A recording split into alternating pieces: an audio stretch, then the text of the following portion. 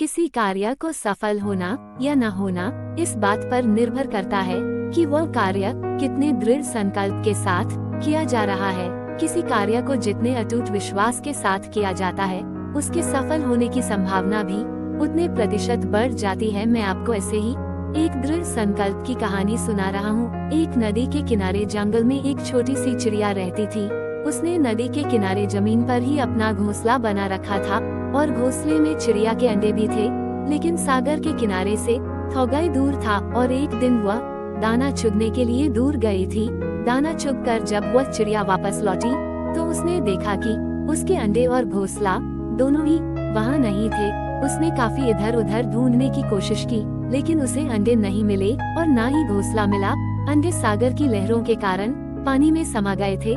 चिड़िया ने सागर देवता को बुलाया और कहा कि तुमने मेरे अंडे चुरा लिए हैं। सागर देवता ने कहा, नहीं, मैंने तुम्हारे अंडे नहीं चुराए हैं। मैं तुम्हारे अंडों को चुरा कर क्या करूँगा? मुझे इससे कोई फायदा नहीं होने वाला।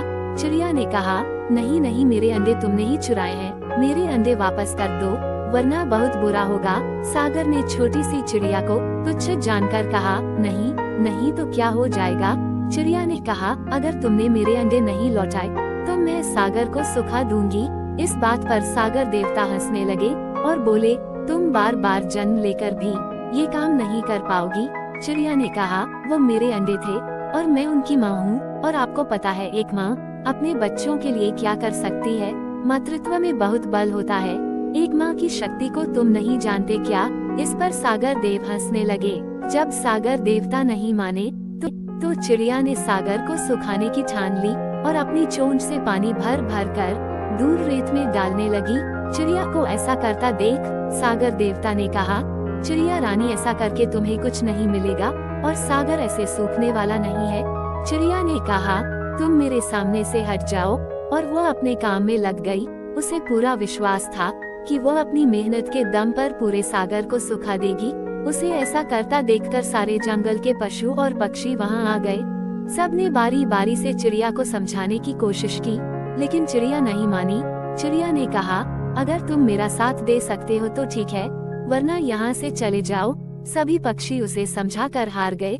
फिर उन्होंने सोचा कि यह बहुत गंभीर विषय है। सभी पक्षी एकत्रित होकर पक्षियों के राजा गरुड़ देव के पास गए और उन्होंने गरुड़ को सारी घटना बताई। गरुड़ देव ये बात सुनकर चिड़िया के पास आए और उसे मनाने लगे, लेकिन चिड़िया किसी की भी बात नहीं सुन रही थी। चिड़िया का दृढ़ संकल्प देखकर गरुड़ देव भी हैरान थे। उनके मनाने पर भी वह नहीं मान रही थी।